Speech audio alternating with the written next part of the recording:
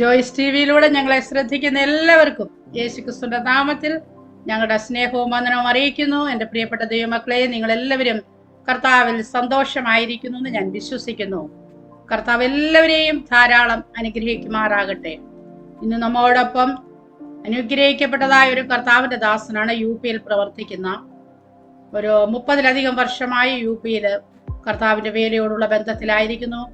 കർത്താവിന്റെ നാമത്തിന് വേണ്ടി ഒരുപാട് കഷ്ടങ്ങളും ഉപദ്രവങ്ങളും ഒക്കെ സഹിച്ച് കർത്താവിന്റെ വേല ചെയ്യുന്ന ദൈവദാസനെ തന്റെ ജീവിതത്തിന്റെ അനുഭവങ്ങളെ ഷെയർ ചെയ്യേണ്ടതിന് വേണ്ടി ജോയ്സ് ടിവിയിലേക്ക് ഞങ്ങൾ ഹാർദവമായി സ്വാഗതം ചെയ്യും.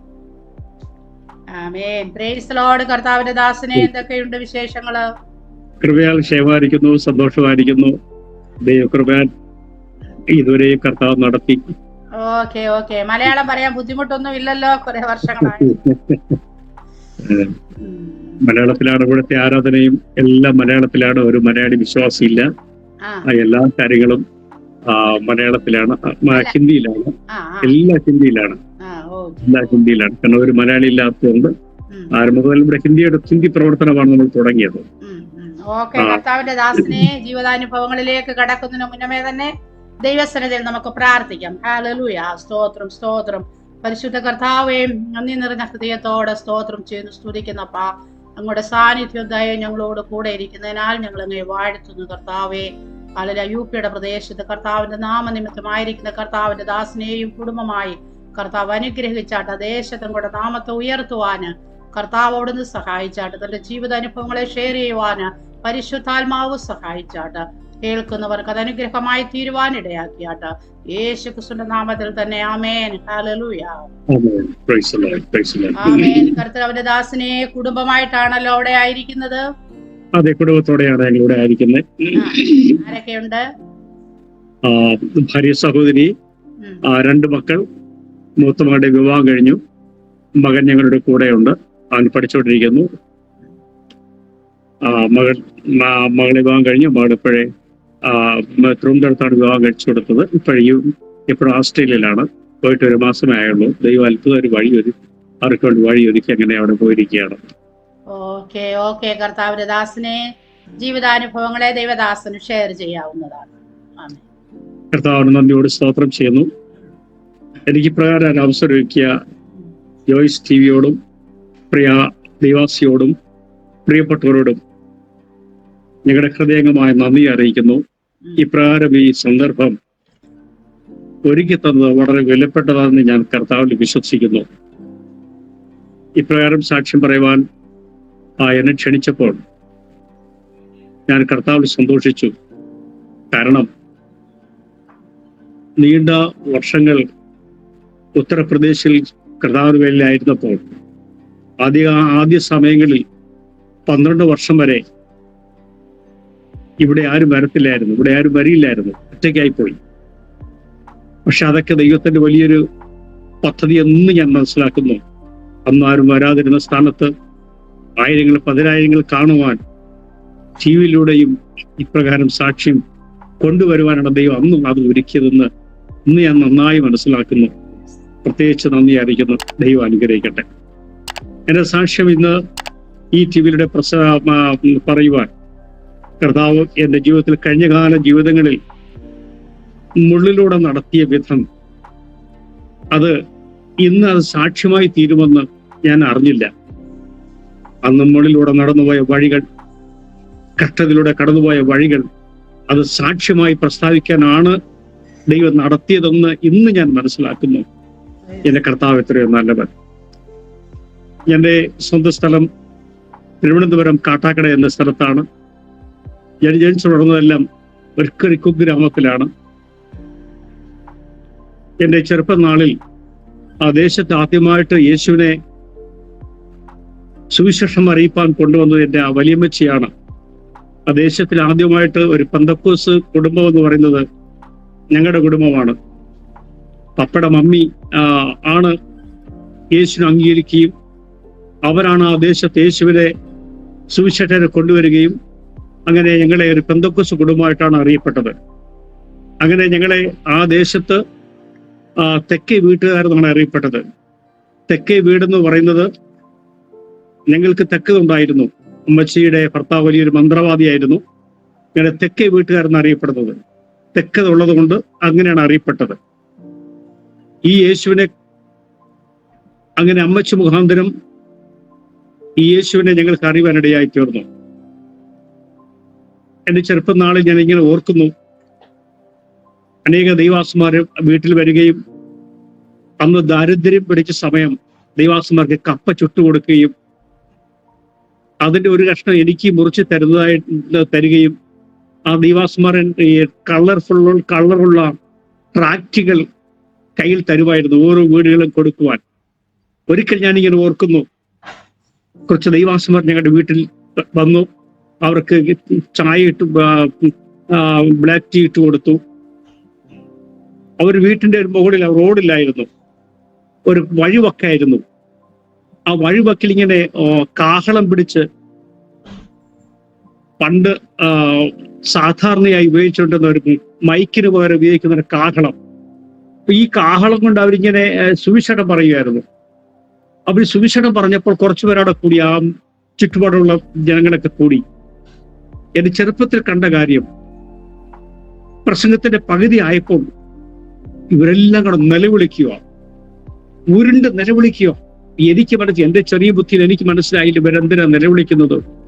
ഇവര് കടന്നുങ്ങ് നിലവിളിക്കുക. ഇന്നത്തിൽ മനസ്സിലായി, ഇന്ന് എന്റെ ഗ്രാമത്തിൽ ഏകദേശം 10ഓളം ചർച്ചുകൾ 1 കിലോമീറ്ററിനുള്ളിൽ ഇവിടെയുണ്ട്. സ്വർഗത്തിലെ ദൈവം അന്ന് കത്തിച്ച ആ ഹൃദയത്തിൽ കത്തിച്ച തീ ആ ചെറുപ്പത്തിൽ യേശുവിനോട് പറ്റിച്ചേരുവാനും വളരുവാണ് ദൈവകൃപ നൽകി. ജീവിതത്തിന്റെ വളരെ ബുദ്ധിമുട്ടിലൂടെയാണ് പഠിച്ചത്, വളരെ ദാരിദ്ര്യത്തിലൂടെയാണ് പഠിച്ചത്. പപ്പ ഒരു നല്ല കൂലി വേലക്കാരനായിരുന്നു. ആ കിട്ടുന്ന പൈസ കൊണ്ടാണ് ഞങ്ങൾ 5 പേരെ പോറ്റി പുലർത്തിയത്. വീട്ടിൽ ദാരിദ്ര്യം നിറഞ്ഞിരുന്ന സമയം. അങ്ങനെ ഞാൻ 10ാം ക്ലാസ് പഠിച്ചു. 10 പഠിച്ച് ഞാൻ ഫെയിലായി. മുന്നോട്ട് പഠിപ്പിക്കാൻ നിവൃത്തിയില്ലാതെ വന്നപ്പോൾ എൻ്റെ ഒരു ബന്ധു ഡൽഹിയിൽ കൊണ്ടുവന്നു. അദ്ദേഹം പറഞ്ഞു ജോലി മേടിച്ച് തരാമെന്ന്. അങ്ങനെ ഞാൻ ഡൽഹിയിൽ വന്നു. ഡൽഹിയിൽ എന്നെ കൊണ്ടുവന്നു. 6 മാസം കഴിഞ്ഞപ്പോൾ താൻ ജോലി രാജിവെച്ച് കേരളത്തിലേക്ക് തിരിച്ചു വന്നു. ഈ വരുന്ന സമയം എന്നെ മറ്റൊരു വ്യക്തിക്ക് കൈമാറി. എന്നെ അദ്ദേഹം ഒരു ഹോട്ടലിലെ ഒരു വ്യക്തിയെ കൈമാറി. ഒരു മലയാളിയായിരുന്നു. അങ്ങനെ ഡൽഹിയിൽ കുത്തബ് മീനാറിനടുത്തുള്ള ഒരു ഹോട്ടലിൽ, മലയാളി ഹോട്ടലിൽ എന്നെ കൈമാറി. അവിടെ കൊണ്ടുചെന്നപ്പോൾ എന്നെ പിടിച്ചുകൊണ്ടുപോയി. ഒരു വലിയ ഹോളായിരുന്നു. ആ ഹോളിന്റെ അവിടെ മൂലയ്ക്ക് ഒരു ചെറിയ ടാങ്ക് കെട്ടിയിട്ടുണ്ടായിരുന്നു. 100 കണക്കിന് പാത്രം. ആ ടാങ്കിനുള്ളിൽ ചെറിയ സ്റ്റൂൾ ഉണ്ടായിരുന്നു. എന്നിട്ട് എന്നോട് പറഞ്ഞു, ഇതാ നിന്റെ ഓഫീസ് എന്ന്. ആദ്യം എച്ചിൽ പാത്രം ആദ്യമാണ് കയ്യിലെടുക്കുന്നത്. അന്ന് ഞാൻ കർത്താവിനെ സ്വീകരിച്ചതുകൊണ്ട് എനിക്ക് സങ്കടം സഹിക്കുകയായിരുന്നു. അന്ന് ആ എച്ചിലും ആ പാത്രം കഴുകാൻ വേണ്ടി ആ സ്റ്റൂളിൽ ഇരിക്കുമ്പോൾ ആദ്യമായി പാത്രം എടുത്തിട്ട് ഞാൻ ഇങ്ങനെ നിലവിളിച്ചു പറഞ്ഞു, ദൈവമേ, എച്ചിലേന്തിയ പാത്രത്തിൽ എച്ചിലേന്തിയ കരം ഈ നോർത്ത് ഇന്ത്യയിൽ സുവിശേഷം പറയുവാൻ, ബൈബിൾ പിടിക്കുവാൻ എനിക്കൊരു അവസരം തരണം. അങ്ങനെ ഉപയോഗിക്കണം. അന്ന് എനിക്കത് മനസ്സിലായില്ല. 2 വർഷം നല്ലവണ്ണം പാത്രം കഴുകി. ഹോട്ടലിൽ നല്ലവണ്ണം പാത്രം കഴുകി. അതെന്റെ ജീവിതത്തിൽ ഏറ്റവും വലിയ വഴിത്തിരിവായിരുന്നു. 2 വർഷം കരയുവാൻ എനിക്കൊരു അവസരം നൽകി. പാപത്തിന്റെ പങ്കുലമാകുന്ന എല്ലാ ചേറ്റും കുഴിയിലും ഹോട്ടൽ ജീവിതം എന്ന് പറയുന്നത് ചിന്തിക്കാൻ പറ്റാത്തൊരു ഏരിയയാണ്. പക്ഷെ ദൈവം എന്നെ അവിടെ പരിപാലിച്ചു. 2 വർഷം കഴിഞ്ഞ് നാട്ടിൽ തിരിച്ചു വന്നു. 10 തോറ്റ എനിക്ക് വീണ്ടും പഠിപ്പാൻ ദൈവം കൃപ നൽകി. എന്റെ ഹൃദയത്തിൽ വലിയൊരു ആഗ്രഹമായിരുന്നു പഠിക്കണമെന്നുള്ളത്. അങ്ങനെ ദൈവം പഠിക്കുവാൻ കൃപ നൽകി. 10 പാസ്സായി, 12 പാസ്സായി, ഡിഗ്രിക്ക് പോകാൻ ദൈവം കൃപ നൽകി. ഞാൻ 10 പഠിക്കുമ്പോൾ ദൈവത്തോട് ഇങ്ങനെ പറഞ്ഞു, ദൈവമേ, കാട്ടാക്കട ഹൈസ്കൂളിന്റെ നേരെ ഫ്രണ്ടിലാണ് ക്രിസ്ത്യൻ കോളേജ്. ആ ക്രിസ്ത്യൻ കോളേജ് പുതിയതായിട്ടൊരു ബിൽഡിംഗ് പണിയുന്നുണ്ടായിരുന്നു. ഞാൻ ദൈവത്തോട് ഇങ്ങനെ പറഞ്ഞു, ദൈവമേ, ഈ കോളേജിൽ എന്നെ പഠിപ്പിക്കാൻ കൃപ നൽകണം. ഞാൻ ഏത് കോളേജിലേക്ക് കൈകൊണ്ട് പ്രാർത്ഥിച്ചുവോ ആ കോളേജിൽ പഠിക്കുവാൻ ദൈവം കൃപ നൽകി. ഡിഗ്രി കഴിഞ്ഞതിന് ശേഷം എന്റെ ഏക ആഗ്രഹം ബൈബിൾ കോളേജിൽ പോകണമെന്നുള്ളതാണ്. ബൈബിൾ കോളേജിൽ വിടുവാൻ എന്റെ മാതാപിതാക്കൾ അറിയില്ല. അങ്ങനെ എന്റെ ഗ്രാമത്തിൽ ഒരു കർത്താവിന്റെ ദാസനോട് ദൈവം അയച്ചു. പ്രാപച്ചമ്പലത്തുള്ള അസംബ്ലീസ് ഓഫ് ഗോഡ് സഭയിലെ ഇന്ന് കർത്താവിന്റെ സന്നിധിയിൽ ഉറങ്ങി വിശ്രമിക്കുന്ന കർത്താവിന്റെ ദാസൻ സോളമൻ ഡേവിഡ് ആണ് അവിടെ വന്നത്. ഒരു വൈകുന്നേരം മീറ്റിംഗ് നടത്തുന്ന സമയം അദ്ദേഹത്തെ ഞാൻ പതുക്കെ സമീപിച്ചു. അദ്ദേഹത്തിന്റെ പ്രസംഗം എന്നെ വളരെ വല്ലാതെ ആകർഷിച്ചു. ഞാൻ അദ്ദേഹത്തോട് രഹസ്യത്തിൽ പറഞ്ഞു, സാറേ, എനിക്ക് ബൈബിൾ കോളേജ് പഠിക്കാൻ ആഗ്രഹമുണ്ട്, ഇങ്ങനെ സഹായിക്കണം. ഇത് കേട്ട മാതിരി അദ്ദേഹത്തിന് വലിയ താല്പര്യം തോന്നി. എന്നെ വിട്ടില്ല. അദ്ദേഹം ചർച്ചിൽ വരാൻ പറഞ്ഞു. എന്നെ ബൈബിൾ കോളേജ് വിടുന്നതിന് വേണ്ടിയുള്ള എല്ലാ കാര്യങ്ങളും അദ്ദേഹം ചെയ്തു. ബൈബിൾ കോളേജിൽ അഡ്മിഷൻ ജയിക്കുവാനും കാര്യങ്ങളെല്ലാം അദ്ദേഹം ക്രമീകരിച്ചു. ബൈബിൾ കോളേജിൽ പോകുവാനുള്ള കാശ് തന്നു. ബൈബിൾ കോളേജിൽ ആദ്യം എത്തുവാനുള്ള അങ്ങോട്ടും ഇങ്ങോട്ടുള്ള വണ്ടിക്കൂലി എന്റെ കയ്യിൽ തന്നു. അങ്ങനെ ഞാൻ ബൈബിൾ കോളേജിൽ പോകേണ്ട ഇവിടെയാക്കി. ബൈബിൾ കോളേജിൽ പോകുന്ന സമയം എന്റെ കയ്യിലുണ്ടായിരുന്ന വെറും 2 പാന്റും 2 ഷർട്ടും മാത്രമാണ്, ഒരു ചെരുപ്പും. ബൈബിൾ കോളേജിൽ പഠനം എന്ന ഏറ്റവും വലിയ അനുഗ്രഹത്തിലേക്ക് ദൈവം നയിച്ചു. ഞാൻ ദൈവസ്ഥലിൽ തീരുമാനമെടുത്തു, ദൈവമേ, എനിക്ക് ഈ 3 വർഷം ബൈബിൾ കോളേജിൽ പഠിക്കണം. പക്ഷെ ആരോടും ഒരു കാര്യം പറയുവാൻ അനുവദിക്കരുത്. ലഭിക്കുന്ന സമയം ഞാൻ മുട്ടിൽ പ്രാർത്ഥിക്കും. എന്റെ ബൈബിളിന്റെ ഒരു മറുപുറത്ത് ആ കവറിന്റെ ഫസ്റ്റ് പേജിൽ ഒരു ഇന്ത്യയുടെ ചെറിയ മാപ്പ് ഇപ്പോഴും വെച്ചിട്ടുണ്ട്. ഞാൻ അത് തൊട്ടെപ്പോഴും പ്രാർത്ഥിക്കും. എന്റെ പ്രാർത്ഥന ഇതായിരുന്നു, കർത്താവേ, സുവിശേഷം ഒരിക്കൽ പോലും എത്തിയിട്ടില്ലാത്ത യേശു എന്ന വാക്ക് കേൾക്കാത്ത, യേശു ആരാണെന്നറിയാത്ത ഗ്രാമത്തിൽ അങ്ങനെ അയക്കണം. അത് ഞാൻ എപ്പോഴും പ്രാർത്ഥിക്കുമായിരുന്നു. ബൈബിൾ കോളേജ് പഠനം എന്നെ വളരെ അനുഗ്രഹത്തിലേക്ക് നടത്തിയത്. ഒരിക്കൽ ഞാൻ ഷർട്ടും പാൻറ് ഇല്ലാത്തവനായി, 2 പാൻറ് 2 ഷർട്ട് മാത്രമേ എനിക്കുള്ളൂ. കൊടും ചൂടിൽ മാറി ഇടണം, അടുത്തൊരു തുണിയില്ല, ആരോട് പറയാനൊക്കത്തില്ല. പറയത്തില്ല, തീരുമാനമെടുത്തു. ഞാൻ ഒരിക്കൽ ദൈവത്തോട് ഇങ്ങനെ പറഞ്ഞു, 30 ദിവസം പ്രാർത്ഥിച്ചു. 30ാമത്തെ ദിവസം എനിക്ക് മറുപടി ലഭിച്ചില്ല. ഞാൻ പ്രേയർ ടവറിൽ പ്രാർത്ഥിച്ച് ബെഥൽ ബൈബിൾ കോളേജിലാണ് പഠിച്ചത്, പുനലൂർ ബെഥൽ ബൈബിൾ കോളേജിൽ. ഈ പ്രേയർ ടവറിൽ പോയി പ്രാർത്ഥിച്ച് താഴെ ഇറങ്ങി ആ 30ാമത്തെ പടി താഴെ ഇറങ്ങുമ്പോൾ ഞാൻ ദൈവത്തോട് ഇങ്ങനെ പറഞ്ഞു, ദൈവമേ, ഇതെന്റെ ആദ്യത്തെ അവസാനത്തെ പ്രാർത്ഥന കേട്ടോ. ഇനി ഒരു ഷർട്ടിന് വേണ്ടി പാൻറിന് വേണ്ടി ഞാൻ പ്രാർത്ഥിക്കത്തില്ല. ഇത് പറഞ്ഞ് അല്പനിമിഷം കഴിഞ്ഞതും ഒരു സഹോദരൻ ഓടി വരുന്നു, ബ്രദറെ, ഒരു പാന്റ് ഷർട്ട് എൻ്റെ ഇരിപ്പുണ്ട്. അദ്ദേഹത്തിന് ചർച്ചിൽ വിട്ടപ്പോൾ ചർച്ചിലെ വിശ്വാസികളെല്ലാം കൂടി മേടിച്ചു കൊടുത്തതാ നല്ലൊരു പാന്റും നല്ലൊരു ഷർട്ടും.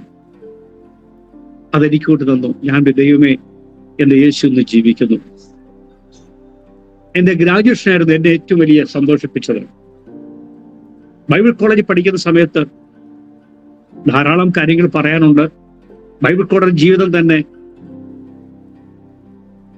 ഒരു സോപ്പിനോ ഒരു പേസ്റ്റിനോ ദൈവമേ ഞാൻ ആരോടും പറയത്തിൽ തീരുമാനമെടുത്ത എനിക്ക് അത് വിലകെട്ടി വെക്കേണ്ടി വന്നു.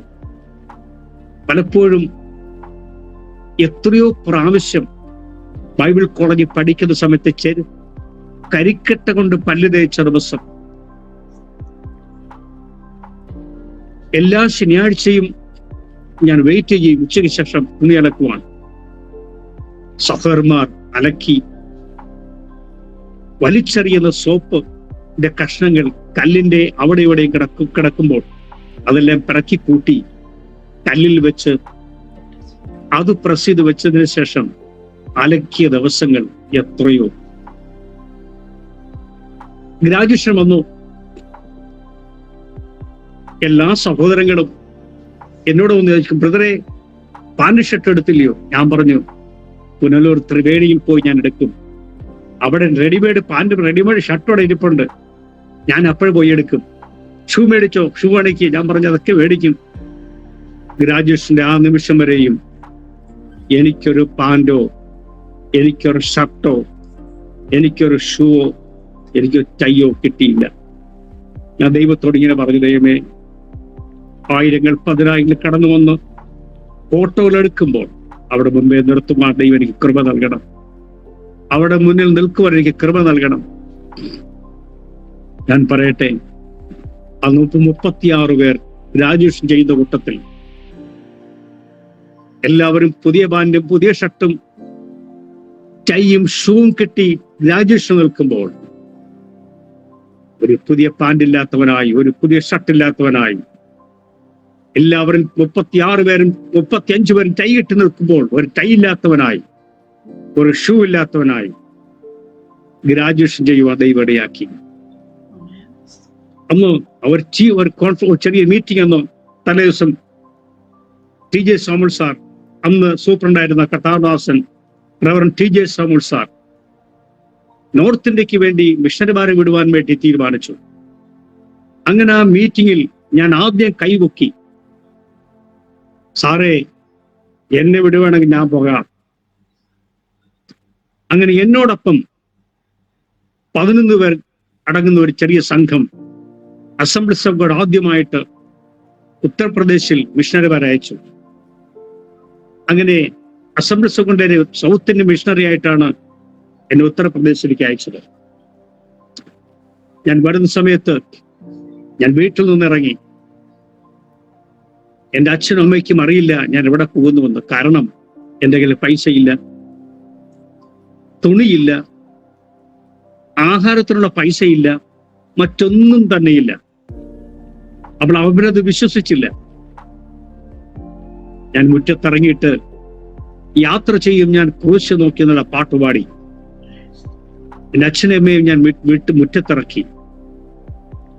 എന്നിട്ട് ഞാൻ അവരോട് പറഞ്ഞത് എങ്ങനെയാണ്, ഇതെന്റെ ആദ്യത്തെ അവസാനത്തെ ചുംബനമാണ്. വന്നാൽ തിരിച്ചു കാണാം, ഇല്ലെങ്കിൽ നമുക്ക് അവിടെ വെച്ച് കാണാം. അങ്ങനെ അവിടെ നിന്ന് യാത്ര തിരിച്ചു. 2 പാന്റും 2 ഷർട്ടും ഒരു പൊളിഞ്ഞു വെട്ടിയും 6 മാസം വിട്ടു തിരഞ്ഞ ഒരു ഫിഷറിന്റെ ചെരുപ്പുമായി അവിടെ നിന്ന് യാത്ര ചെയ്യുന്ന ദൈവടയാക്കി. അസംബ്ലീസ് ഓഫ് ഗോഡ് അന്ന് കൂട്ടത്തോടെ ഞങ്ങൾക്ക് വണ്ടിക്കൂലിയും ആഹാരത്തിനുള്ള പൈസ തന്നു ലക്നൌവിലെത്തുവാൻ വരെ. അങ്ങനെ ലക്നൌവിലെത്തി. ലക്നൌവിൽ 3 മാസം താമസിച്ചു. റവറൻ പാപ്പി മത്തായി കഥാവദാസിന്റെ ട്രെയിനിങ് സെന്ററിൽ ഞങ്ങളെ ഭാഷ പഠിക്കാനായിട്ട് അവിടെ ആക്കി. മറ്റു വന്നവർ അടുത്ത 1 മാസം കഴിഞ്ഞുള്ള തിരിച്ചുപോയി. ഞാൻ മാത്രം അവിടെ ശേഷിച്ചു. ഗോഖർനാഥ് എന്ന സ്ഥലത്തെത്തി. ഗോഖർനാഥ് എന്ന് പറയുന്ന ആ സ്ഥലത്ത് 3 മാസം താമസിച്ച് പ്രവർത്തിച്ചു. അതിനുശേഷം ഞാൻ ദൈവത്തോട് പറഞ്ഞു, ദൈവമേ, ഞാൻ പ്രവർത്തിക്കേണ്ട സ്ഥലം എവിടെയാണ്, ഏത് ഗ്രാമത്തിലാണ്, ഏത് സ്ഥലത്താണ്? അങ്ങനെ അവിടെ നിന്ന് അവിടെ പരിചയമുള്ള ഒരു കർത്താവിന്റെ ദാസൻ, ഇങ്ങനെ ഒരു ഗ്രാമമുണ്ട്, വീരാഖീരി എന്ന് പറയുന്ന ഒരു ഗ്രാമമുണ്ട്, അവിടേക്ക് നമുക്ക് പോകാമെന്ന് പറഞ്ഞു. അന്ന് ഒരു ബസ് മാത്രമാണ് അവിടെ നിന്ന് യാത്ര തിരിക്കുന്നത്. ഞാൻ രാവിലെ 8 മണിക്ക് തിരിച്ച് വൈകുന്നേരം 3 മണിയായപ്പോൾ ആ ഗ്രാമത്തിലെത്തി. ഞാൻ ഇന്ന് താമസിക്കുന്ന ഈ ഗ്രാമത്തിലെത്തി. ഈ ഗ്രാമത്തിൽ ഞാൻ കണ്ട കാഴ്ച, ഒരു ചെറിയ പെട്രോൾ പമ്പ്, അങ്ങിങ്ങായി 1-2 കടകൾ മാത്രം, എല്ലാം കുടിലുകൾ മാത്രം, എല്ലാം ചെറിയ ചെറിയ കുടിലുകൾ മാത്രം. ഞാൻ കർത്താവിന് സ്തോത്രം ചെയ്തു. ദൈവമേ, അവിടെ ഇറങ്ങിയപ്പോൾ ദൈവാത്മാവിനോട് പറഞ്ഞത്, മകനെ, ഇതാണ് നിന്റെ പ്രവർത്തന സ്ഥലം. അങ്ങനെ ഇവിടെ പ്രവർത്തനം ആരംഭിച്ചു. ഞാനിവിടെ വരുമ്പോൾ ഈ ഗ്രാമത്തിന്റെ, ഈ ദേശത്തിന്റെ സ്ഥിതി ഏത് വർഷത്തിലാ ഓർമ്മയുണ്ടോ? 1992 മെയ് മാസം 26-ാം തീയതിയാണ് ഞാൻ ഇവിടെ എത്തിയത്. അങ്ങനെ 1992 മെയ് മാസം 26-ാം തീയതി ഈ ഗ്രാമത്തിലെത്തി. ഈ ഗ്രാമത്തിൽ ഞാൻ വന്നപ്പോൾ ഇവിടുത്തെ സ്ഥിതി എന്ന് പറയുന്നത് ചിന്തിക്കാൻ പോലും കഴിയാത്തൊരു അന്തരീക്ഷമായിരുന്നു. ഞാനിവിടെ വന്നപ്പോൾ ഈ ഗ്രാമത്തിൽ കറണ്ടില്ല, ഒരു ഡോക്ടറില്ല, വാഹന സൗകര്യങ്ങളില്ല, സ്കൂളില്ല, മറ്റ് അടിസ്ഥാനപരമായ യാതൊന്നും തന്നെയില്ല. ഈ സ്ഥലത്ത് പ്രവർത്തിപ്പാൻ ദൈവം കൃപ നൽകി. ഞാനിവിടെ വരുമ്പോൾ 2 സഹോദരിമാരൂടെ ഉണ്ടായിരുന്നു. എനിക്കറിയില്ല അവരോട് ഉണ്ടോ എന്നുള്ളത്. പക്ഷെ അത് 2 മലയാളി സഹോദരിമാരായിരുന്നു. ഒന്ന് സഹോദരി ഇന്ദിരാ ഗോപാൽ, 2 സഹോദരി ജോളി എന്ന് പറയുന്നവർ. ഇവർ 2 പേരും ഇവിടുത്തെ നേഴ്സുമാരായിരുന്നു. അവരെ കണ്ടുമുട്ടുവാൻ ദൈവം കൃപ നൽകി. ഇന്ദിരാ ഗോപാൽ എന്ന് പറയുന്ന സഹോദരി ഭയങ്കര പൂജാരിയായ സഹോദരിയാണ്. അങ്ങനെ ഇവിടുത്തെ വേല ആരംഭിച്ചു. മലയാളി ആയതുകൊണ്ട് ഈ സഹോദരി ഞങ്ങളോടൊപ്പം സഹകരിക്കുമായിരുന്നു.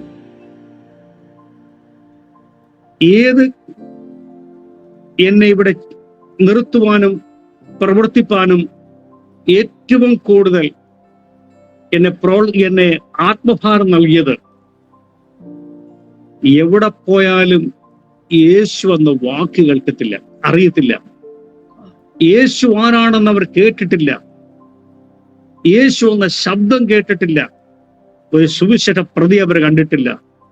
ഒരു ബൈബിൾ അവർ കണ്ടിട്ടില്ല. ഇതിന് ഏറ്റവും കൂടുതൽ വേദനിപ്പിക്കാനും ചിന്തിപ്പാനും ഇവിടെ ആക്കി തീർന്നു.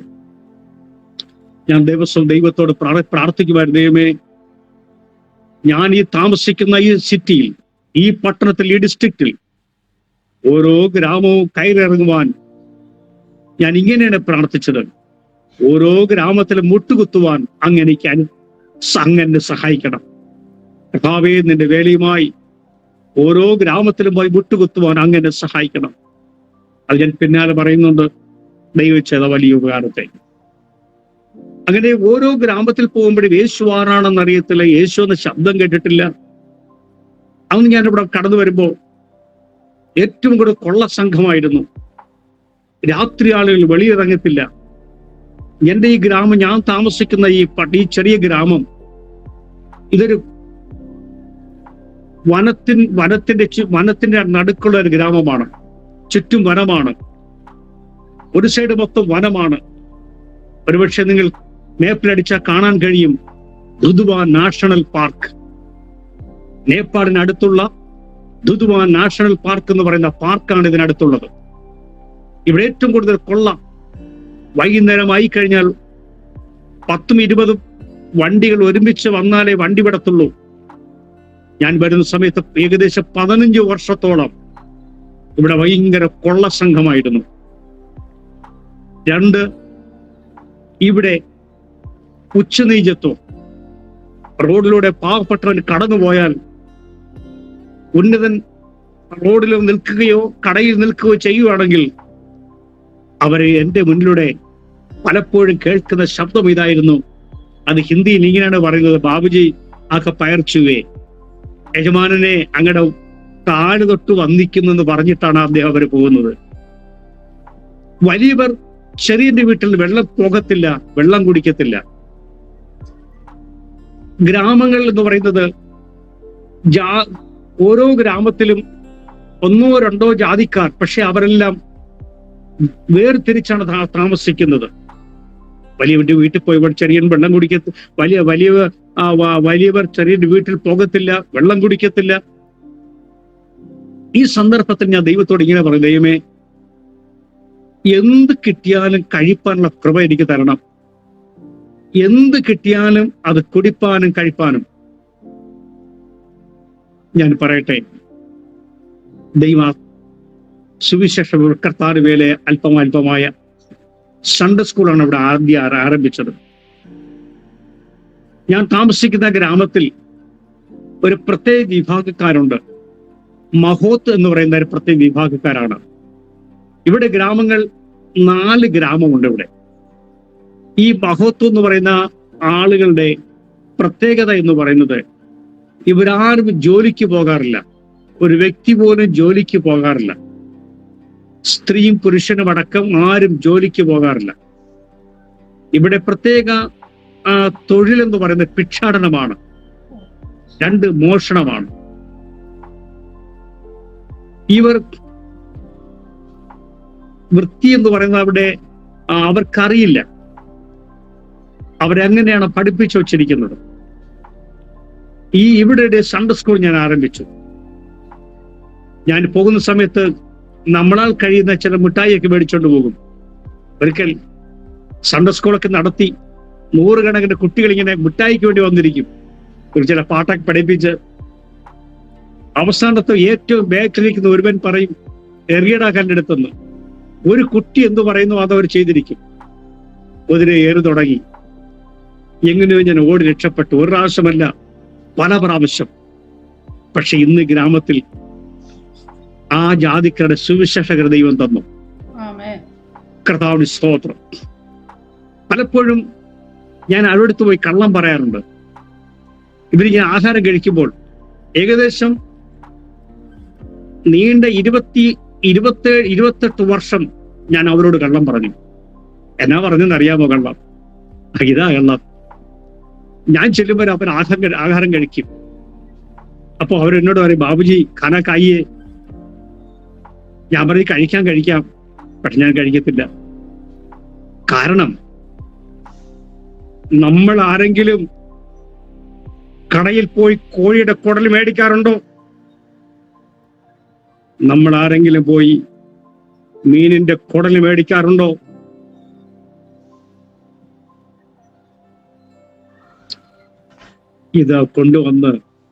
ഇതാണ് അവർ കൊണ്ടുവന്ന് ഭക്ഷിക്കുന്നത്. ഞാൻ 28 വർഷം അവരോട് കള്ളം പറഞ്ഞു. ഒരിക്കൽ ഞാൻ ഇങ്ങനെ തീരുമാനിച്ചു. ഞാൻ എന്നോട് തന്നെ പറഞ്ഞു, അരുണേ, ഇന്ന് നിന്നെ കൊന്നിട്ടേ ഉള്ള കാര്യം. ഞാൻ പ്രാർത്ഥന നടത്തുന്ന വീട്ടിൽ ചെന്നപ്പോൾ അവർ കോഴിയുടെ എല്ലാ കാര്യങ്ങളും വെച്ച് ഫുഡുണ്ടാക്കി. തലയുണ്ട്, കുടലുണ്ട്. ഞാൻ പറഞ്ഞ ഇന്ന് കഴിക്കും. മനോഹരമായ രീതിയിൽ എന്റെ കണ്ണിന് മുമ്പിൽ വെച്ച ഒരു പാത്രം കൊണ്ടുവന്നു. അവിടെ മനോഹരമായ കൊടുത്തിരുന്ന തുണി കൊണ്ട് തുടച്ചിട്ട് എനിക്ക് ഭക്ഷണം തന്നു. ഞാൻ സ്തോത്രത്തോടുകൂടെ വളരെ സന്തോഷത്തോടുകൂടെ കഴിച്ചു. ഇന്ന് ദൈവം 4 സ്ഥലത്ത്, ആ ഗ്രാമത്തിൽ 4 സ്ഥലത്ത് കർത്താവിന്റെ വേല ചെയ്യുവാൻ കർത്താവ് ആളുകളെ തന്നു. നല്ല ഗ്രൂപ്പ് ദൈവം അവരുടെ ഇടയിൽ തന്നു. കർത്താവിന് സ്തോത്രം. ഓരോ ഗ്രാമത്തിൽ പോകുമ്പോഴും അവർ ചോദിക്കുന്ന ഒരു ചോദ്യം, ബാബുജി വെള്ളം കുടിക്കുമോ? ആഹാരം കഴിക്കുമോ? ചൂട് സമയത്ത് നമ്മൾ ഏത് ഗ്രാമത്തിൽ പോയാലും അവർ വെള്ളം തരും. ഇത് അവരുടെ ഒരു നാട്ട് നടപ്പാണ്. ഒരിക്കൽ ഞാനൊരു ഗ്രാമത്തിൽ പോയി, ചക്ക് എന്ന് പറയുന്ന ഗ്രാമം.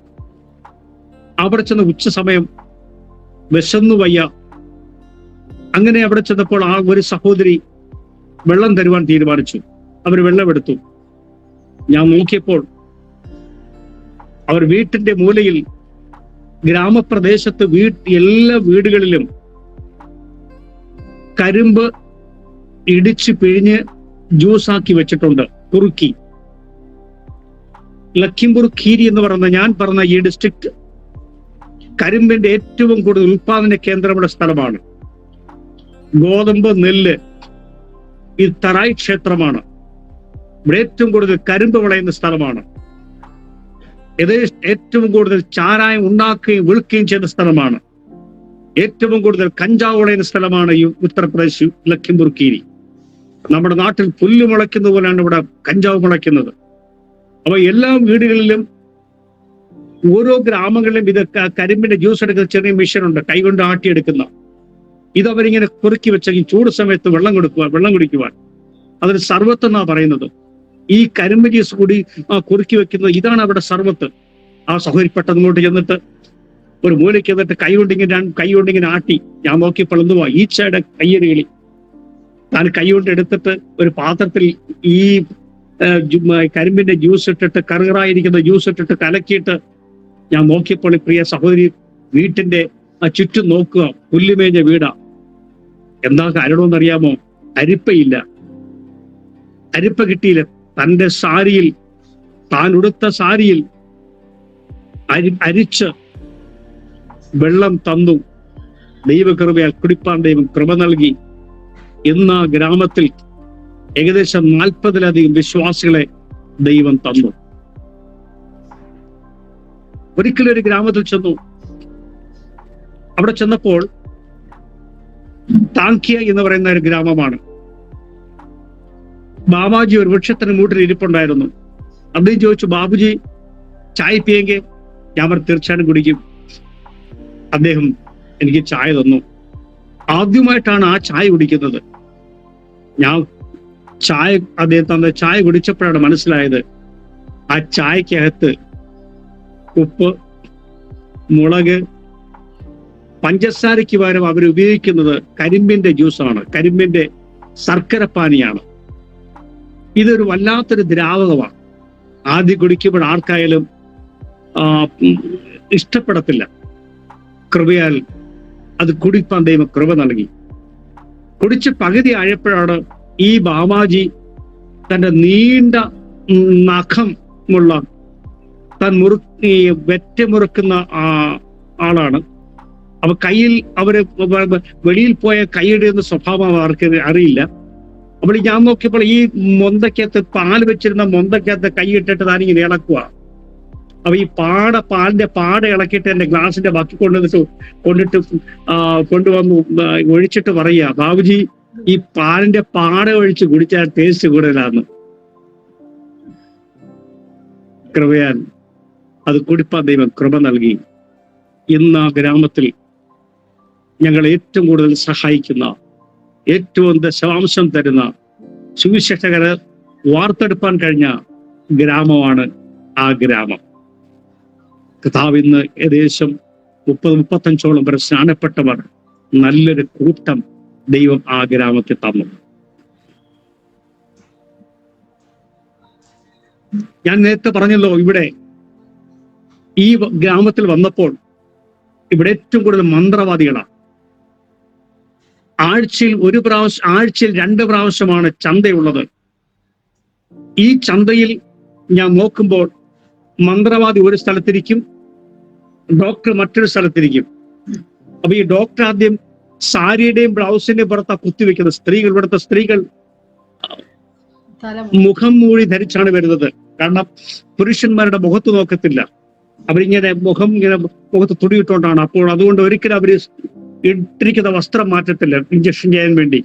അവര് ഇട്ടിരിക്കുന്ന സാരിയുടെയും ബ്ലൗസിന്റെയും പുറത്തുകൂടിയാ ഇഞ്ചക്ഷൻ ചെയ്യുന്നത്. അതിനുശേഷം അപ്പുറത്ത് മന്ത്രവാദി ഇരിക്കും. അപ്പൊ ഡോക്ടർ പറയും, അടുത്തൊരു ഭൂതമുണ്ട്, ആ ഭൂത മന്ത്രവാദി മാറ്റിത്തരുമെന്ന്. ഇങ്ങനെയായിരുന്നു ഇവിടുത്തെ സമ്പ്രദായം.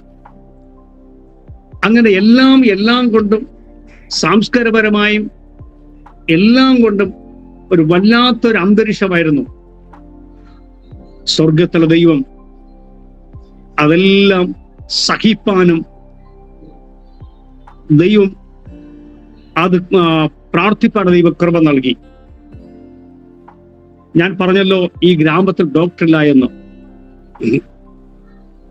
ഞാൻ പ്രാർത്ഥിച്ചു, ദൈവമേ ഈ ദേശത്തൊരു ഡോക്ടർമാരെ തരണം, ഇവിടെ ഒരു ആശുപത്രി വരണം. ഞാൻ യേശുവിന്റെ നാമത്തിൽ പലപ്പോഴും നടന്ന് പ്രാർത്ഥിക്കുക, പ്രഖ്യാപിക്കും, യേശുവിന്റെ നാമത്തിൽ ഇവിടെ ഒരു മെഡിക്കൽ കോളേജ് ഉണ്ടാവട്ടെ. ദൈവമക്കളെ, ഞാൻ താമസിക്കുന്ന ഡിസ്ട്രിക്റ്റിൽ ഒരു മെഡിക്കൽ കോളേജ് ഇല്ല. പക്ഷേ ഞാൻ താമസിക്കുന്ന കുഗ്രാമത്തിൽ ഇന്ന് ഇവിടെ ഒരു മെഡിക്കൽ കോളേജ് ഉണ്ട്.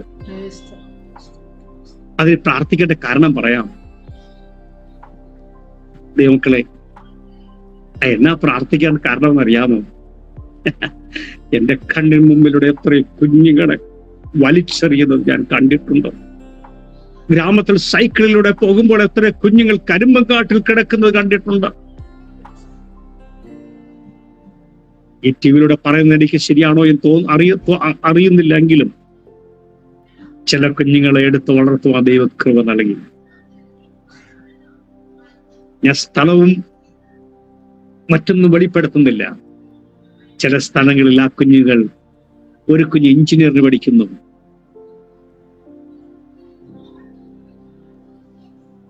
സ്വർഗത്തിലെ ദൈവം കൃപ നൽകി. അങ്ങനെ ഒരിക്കൽ ഒരു സഹോദരി ചോദിച്ചു, സഹോദരി, നിങ്ങൾക്ക് യേശുവിനെ കുറിച്ച് അറിയാമോ? ആ സഹോദരി പറഞ്ഞത് എങ്ങനെയാണ്? അയ്യോ, എനിക്ക് യേശുവിനെ കുറിച്ച് അറിയാം, യേശുവിനെ കുറിച്ച് ഞങ്ങൾ കേട്ടിട്ടുണ്ട്. ഞാൻ ചോദിച്ചു, നിങ്ങൾക്ക് എന്താ യേശുവിനെ കുറിച്ച് കേട്ടിട്ടുള്ളത്? അപ്പോൾ ആ സഹോദരി പറഞ്ഞത് ഇങ്ങനെയാണ്, ഉഷാ മിഷൻ തുനയ്യേ. ഈസാ മസീഹ് എന്ന് ഹിന്ദിയിൽ പറഞ്ഞപ്പോൾ ആ സഹോദരിക്ക് തോന്നിയത് ഉഷാ മിഷൻ എന്നാ, തയ്യൽ മിഷൻ, ഉഷാ മിഷൻ. ആ സഹോദരി ഉഷാ മിഷൻ തുനയ്യേ. എന്നെ ചിന്തിപ്പിച്ചത് 2000 വർഷങ്ങൾക്ക് മുമ്പ് ലോകത്തിൽ വന്ന യേശുവിനെ കുറിച്ച് അവർക്കറിയില്ല. ഇന്നലെ ഒന്ന് ഇറക്കിയ കമ്പനിയുടെ ഉഷ മിഷനെ കുറിച്ച് അവർക്കറിയാം. ദൈവമേ, അങ്ങയെക്കുറിച്ച് ഇതിൽ ദേശം അറിവാൻ അങ്ങിടയാക്കണം. കർത്താവിന് സ്തോത്രം. പലപ്പോഴും പലരോട് ചോദിക്കുമ്പോൾ അവർ തരുന്ന ഉത്തരം പലതും പല വിധത്തിലാണ്. എത്രയോ പ്രാവശ്യം ഞാൻ പറഞ്ഞല്ലോ, 12 വർഷം വരെ എന്റെ അടുത്ത് ആരും വരത്തില്ലായിരുന്നു.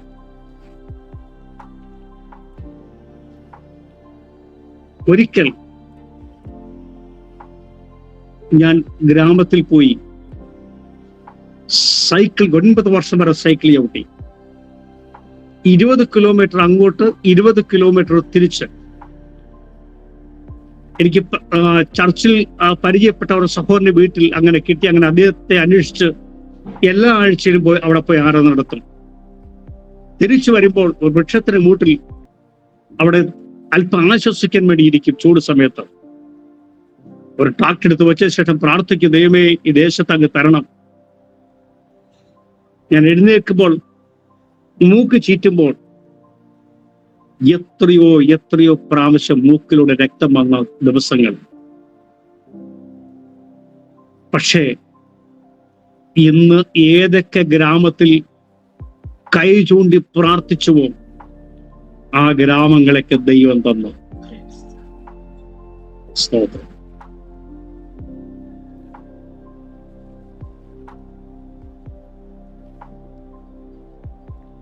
ഒരിക്കൽ ഏതൊക്കെ ഗ്രാമത്തിൽ പോയി ആഹാരം ഭക്ഷിച്ചുവോ, ഗ്രാമത്തിൽ പോയി അവരുടെ രീതിയിലുള്ള ആഹാരം കഴിച്ചുവോ. ഒരിക്കൽ കർത്താവദാസൻ പാസ്റ്റർ MC ഡാനിയൽ, അദ്ദേഹം ഇന്ന് ഡൽഹിയിലാണ്, ഇന്ത്യൻ ഇവാഞ്ചലിക്കൽ മിഷന്റെ പ്രവർത്തകരാണ്. അദ്ദേഹത്തിന്റെ ഞങ്ങൾ ഗ്രാമത്തിൽ പോവും. അങ്ങനെ ഒരു ഗ്രാമത്തിലെത്തി. ആ ഗ്രാമത്തിലെത്തിയപ്പോൾ ഉച്ചയായി വിശന്ന് അവർക്ക് ഞങ്ങൾ ഫുഡ് തന്നു. ആ ഒരു ഭക്ഷണം തന്നപ്പോൾ ആദിവാസികളാണ്, താറോസ് എന്ന് പറയുന്ന പ്രത്യേക ഗോത്രവർഗക്കാരാണ്, ഇന്ത്യ നേപ്പാൾ ബോർഡറിൽ താമസിക്കുന്നവർ. ഞങ്ങൾ അതിന്റെ ബോർഡറിലാണ് താമസിക്കുന്നത്. നല്ല ചോറ് തന്നു. ഈ ചോറിന്റെ മീതെ വലിയ 3 കഷ്ണം മീൻ വെച്ചിട്ടുണ്ട്. ആ മീനിന്റെ ഒന്നുമേ കളയാതെ, കുടല് പോലും കളയാതെ, വയറ് വൃത്തിയാക്കാതെ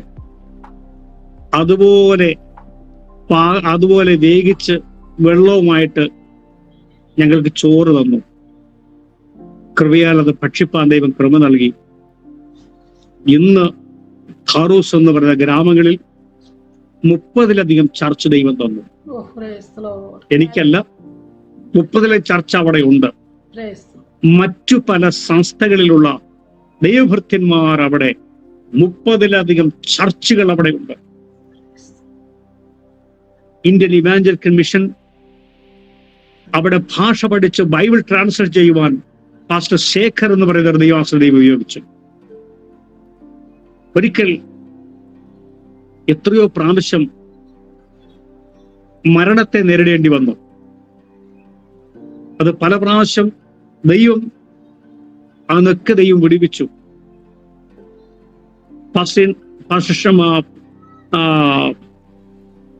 MG ഡാനിയൽ, അദ്ദേഹത്തിന്റെ പ്രവർത്തനം കർത്താവ് അനുഗ്രഹിച്ചു. ചില ആദിവാസികൾ സ്നാനപ്പെടുന്നതിന് വേണ്ടി തയ്യാറായി.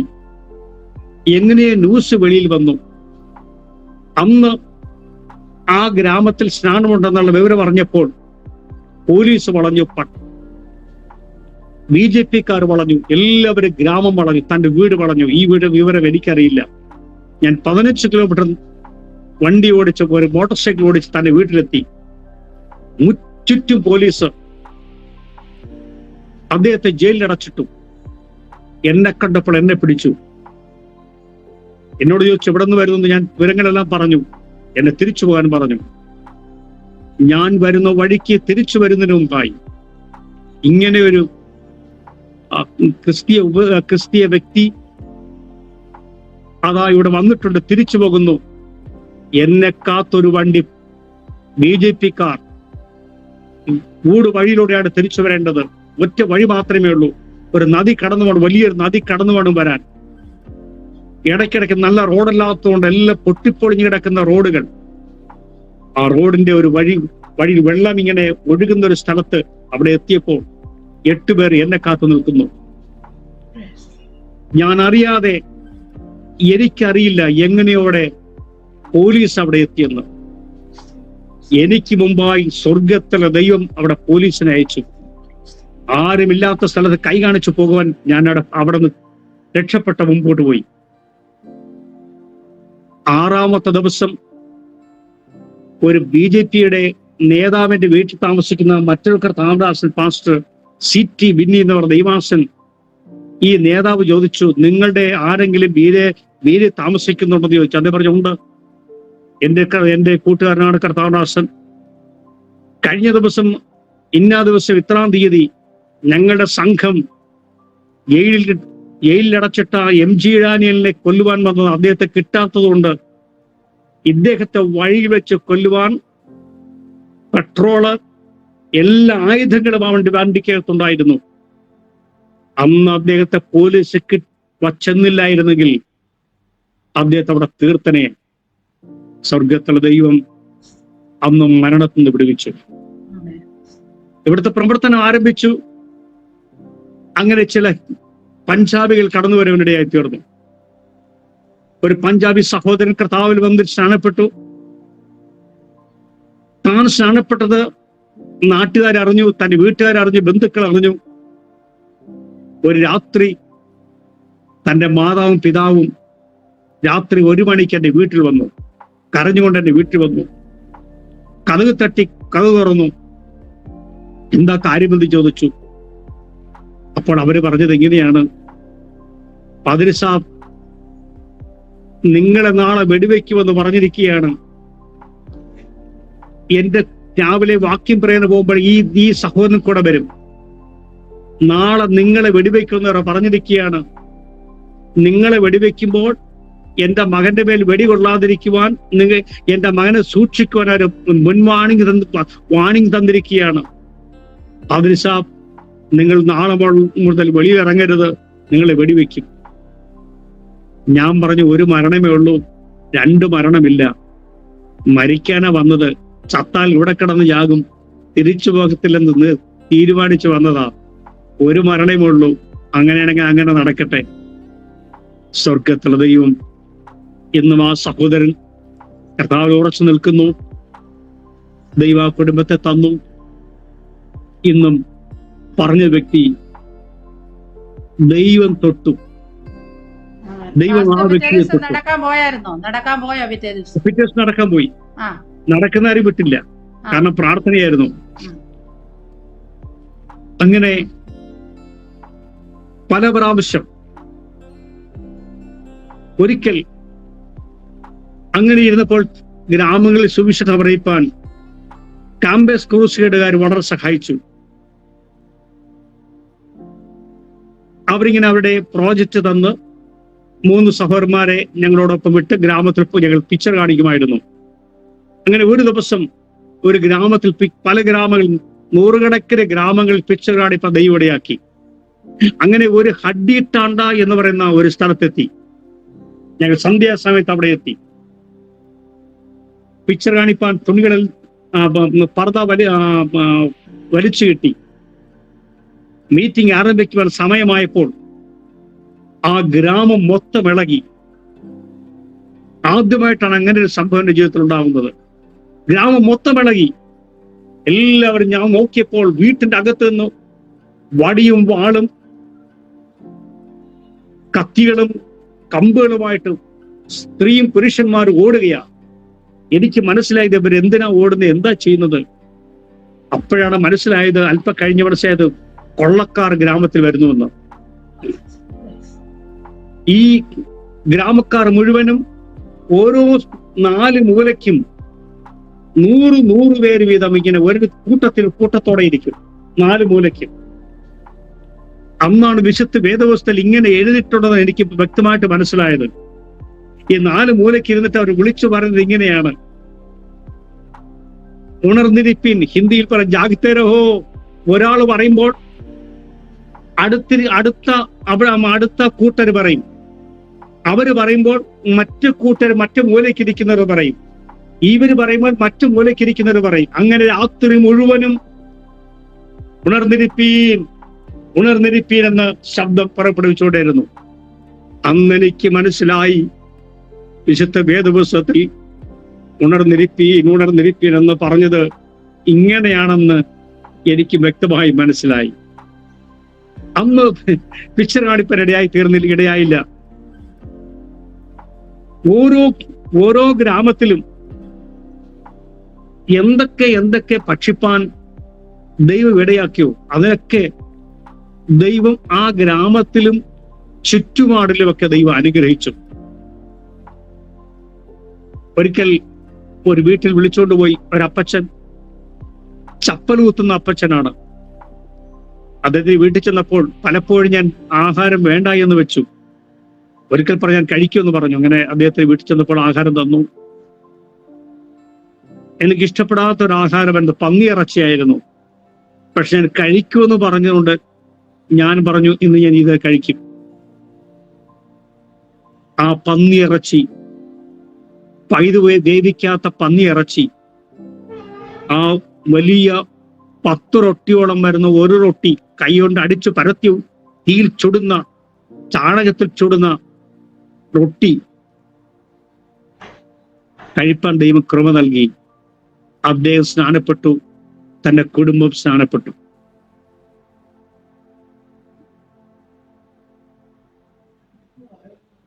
ഓരോ സ്ഥലത്തും അങ്ങനെ 2 വർഷം കഴിഞ്ഞു. ഇവിടുത്തെ പ്രവർത്തനം തുടങ്ങി 2 വർഷം കഴിഞ്ഞു. ദൈവസന്നിധിയിൽ ഞാനിവിടെ വന്നപ്പോൾ ഒരു തീരുമാനമെടുത്തു. ദൈവമേ, ഈ ഉത്തർപ്രദേശിൽ കൊടുംചൂട്, കൊടും തണുപ്പ്, ഈ കാലാവസ്ഥയിൽ ഇവിടെ പ്രവർത്തിക്കുവാൻ, ഈ ദേശത്ത് പ്രവർത്തിക്കുവാൻ സമർപ്പണമുള്ള ഒരു സഹോദരി അങ്ങ് തരണം, അങ്ങനെക്ക് ഒരുക്കണം. നാട്ടിൽ പോയി സാക്ഷ്യം പറഞ്ഞ എന്നെ സാക്ഷ്യം കേൾക്കുന്നവരാരും ഇങ്ങോട്ട് വരാൻ മുതിരത്തില്ല. അങ്ങനെ എഴുതപ്പോൾ ഞാൻ ഈ വേറെ വിവരങ്ങൾ എഴുതി ആരും അറിയാതെ വിശുദ്ധ വേദപുസ്തകത്തിൽ എഴുതി പ്രാർത്ഥിക്കുന്ന ഒരു വിഷയമായിരുന്നു. ഞാൻ നോർത്ത് ഇന്ത്യ വരുമ്പോ തന്നെ അന്ന് എഴുതി ഒട്ടിച്ചതാ. ഈ ദേശം ഇങ്ങനെ ആയതുകൊണ്ട് ദൈവമേ, ഇവിടെ പ്രവർത്തിപ്പാൻ സമർപ്പണമുള്ള ദൈവാംശം തരണം. ഞാൻ ദൈവസ്ഥലിൽ ഇങ്ങനെ തീരുമാനമെടുത്തു. ആ തീരുമാനം ഇതായിരുന്നു: ഞാൻ വിവാഹം കഴിക്കാൻ പോകുന്ന പെൺകുട്ടിക്ക് 3 ഹൈ ക്വാളിഫിക്കേഷൻ ഉണ്ടായിരിക്കണം.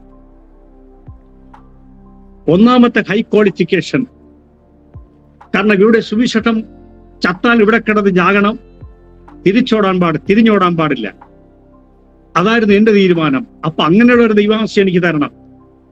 അപ്പൊ അതിന് ഞാൻ ദൈവത്തിലെ തീരുമാനമെടുത്തത് 3 ഹൈ ക്വാളിഫിക്കേഷൻ ഉള്ള സഹോദരി ആയിരിക്കണം. ഒന്നാമത്തെ ക്വാളിഫിക്കേഷൻ, ഞാൻ വിവാഹം കഴിക്കാൻ പോകുന്ന സഹോദരിയുടെ കയ്യിൽ 5 പൈസ കാണാൻ പാടില്ല. രണ്ടാമത്തെ ക്വാളിഫിക്കേഷൻ, ഞാൻ വിവാഹം കഴിക്കാൻ പോകുന്ന സഹോദരിയുടെ കയ്യിൽ 1 സെന്റ് ഭൂമി കാണാൻ പാടില്ല, തിരിഞ്ഞോടാൻ പാടില്ല. അതുകൊണ്ട് മൂന്നാമത്തെ ക്വാളിഫിക്കേഷൻ, സുവിശേഷ നിമിത്തം വീട് വിട്ടിറങ്ങിയതായിരിക്കണം. 2 വർഷം കഴിഞ്ഞ് നാട്ടിലെത്തി.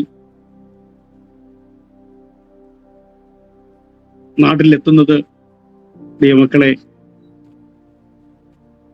വളരെ ആർത്തിയോടുകൂടെയാണ്.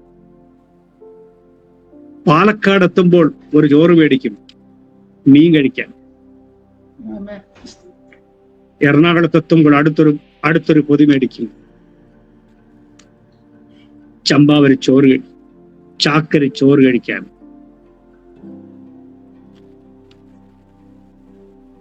നാട്ടിലെത്തി ഒരു രാത്രി 11 മണിയായപ്പോൾ,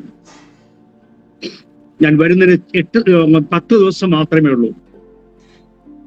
രാത്രി 11 മണിക്ക് 3 ദൈവാസന്മാർ എന്റെ വീട്ടിൽ കടന്നു വന്നു.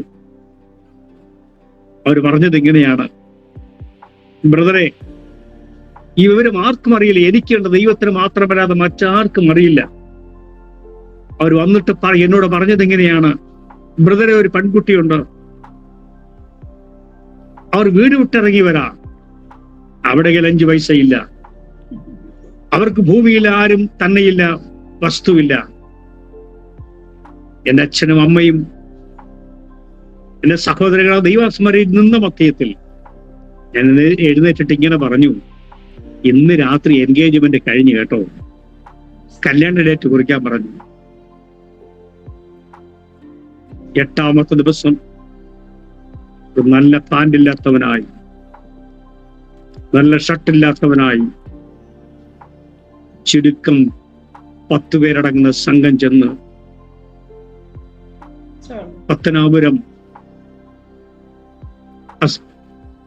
പത്തനാപുരം IPC ചർച്ചിൽ എന്റെ വിവാഹം നടത്തുവാൻ ഇവിടെയാക്കി തീർത്തു. അവർ ഹിന്ദു ബ്രാഹ്മണ കുടുംബത്തിൽ രക്ഷിക്കപ്പെട്ട 3 സഹോദരങ്ങളോ, സഹോദരനും 2 സഹോദരിമാരും സുവിശേഷ നിമിത്തം വീട് വിട്ടിറങ്ങിയവരെ ദൈവം എനിക്കായി ഒരുക്കി. സഹോദരിയുടെ പേര് ലതാകുമാരി എന്നാണ്. അതിന്റെ പിന്നിൽ അനേക സംഭവങ്ങൾ സംഭവിക്കാനുണ്ടായിരുന്നു. അതുകൊണ്ടാണ് ദൈവം അങ്ങനെ തന്നെ ചെയ്തത്. ദൈവക്കളെ, ഞാൻ പറഞ്ഞല്ലോ ഇവിടെ ഒരു ഡോക്ടറില്ല എന്ന്. ഭാര്യ ഗർഭിണിയായി, കഴിക്കാൻ ആഹാരമില്ല, നല്ല ഭക്ഷണമില്ല. പക്ഷെ ഇതൊന്നും സുവിശേഷ വേലയെ തളർത്തിയില്ല. ഗ്രാമത്തിൽ പോകുന്നവനോ ഓടുന്നവനോ മറ്റൊന്നും തടസ്സമായില്ല. ലഭിക്കുന്ന സമയം ഒരു ദിവസം പോലും വീട്ടിലിരിക്കാതെ ഭ്രാന്തനെ പോലെ സൈക്കിൾ എടുത്തുകൊണ്ട് സുവിശേഷം പറയുവാൻ ദൈവം കൃപ നൽകി.